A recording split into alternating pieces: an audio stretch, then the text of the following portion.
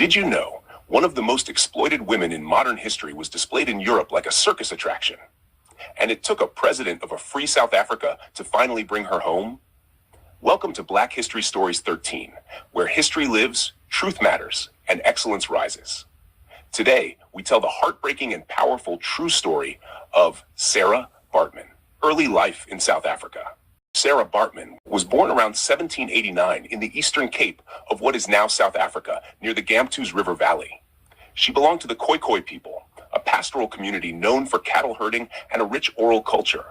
Her birth name may have been Sarchi, a Dutch diminutive for Sarah, but her childhood was marked by tragedy. Her mother died when she was young. Her father was killed in conflicts between Dutch colonists and indigenous groups. As a teenager, she was taken into servitude on a Dutch farm. By the time she was about 20 years old, she was living in Cape Town, working for a free black man named Hendrik Caesars. That's when her life took a dark turn. Taken to Europe, 1810. In 1810, a British ship's doctor named William Dunlop and Hendrik Caesars arranged to take Sarah to London. Sarah Baartman was taken from South Africa in 1810 under false promises. They promised her fame and fortune. Instead, she was displayed in public exhibitions as a curiosity, marketed as the Hottentot Venus, a racist term used for the Khoikhoi people.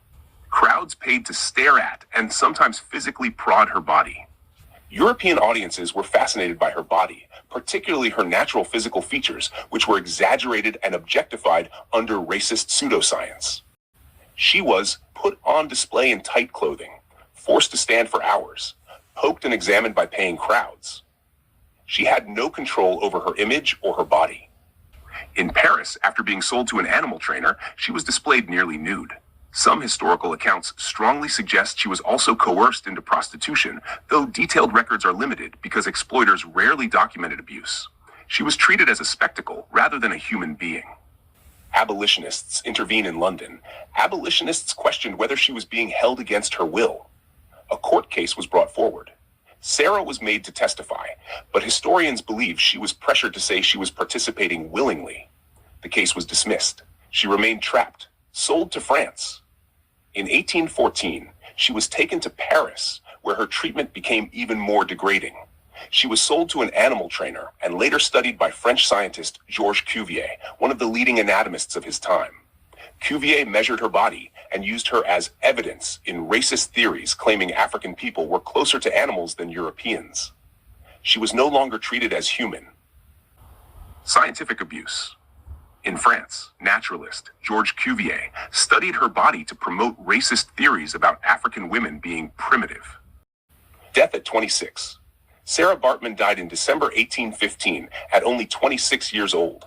The cause of death is believed to be illness, possibly smallpox, pneumonia, or complications related to exploitation and poverty. But even in death, the exploitation did not end. After her death, her skeleton, brain, and genitals were removed and displayed in a museum. Her remains stayed on display in France until 1974. They were finally returned to South Africa in 2002 after years of advocacy.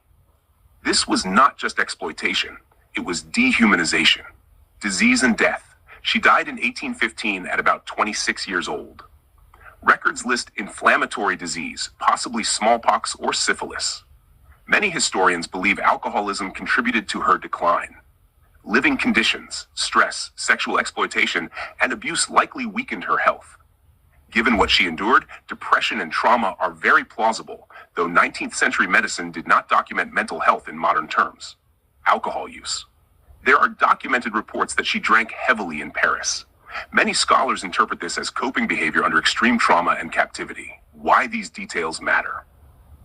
Sarah Baartman's story is not just about exploitation. It's about colonial racism, sexualized violence against black women, pseudoscience used to justify white supremacy, the long fight for dignity and repatriation.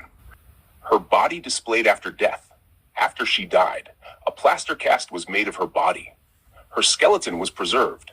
Parts of her body were displayed in jars. Her remains were exhibited at the Musée de l'Homme in Paris. For over 150 years, she remained in a museum, not buried, not honored, but studied and displayed. She became a symbol of scientific racism and colonial exploitation. Nelson Mandela brings her home. After the end of apartheid, South Africa began asking for her remains to be returned. In 1994, President Nelson Mandela formally requested France return Sarah Baartman's remains. It took years of negotiations. Finally, in 2002, France agreed. Her remains were returned to South Africa and buried on Women's Day, August 9, 2002, in the Eastern Cape near her homeland. After nearly 2 centuries, she was finally laid to rest with dignity. Her burial in South Africa in 2002 became a powerful symbol of restoration. Her legacy. Today, Sarah Baartman represents the cruelty of colonial exploitation, the objectification of black women's bodies, the misuse of science to justify racism, the long fight for dignity and historical justice. Her story is painful, but it is necessary, because history is not just about kings and presidents. It is about those who suffered and whose names must never be erased. This has been another powerful story from Black History Stories 13, where history lives, truth matters, and excellence rises. If this story moved you, don't forget to like, share, subscribe, and turn on your notification bell, because from the classroom to the cosmos, keep reaching for the stars.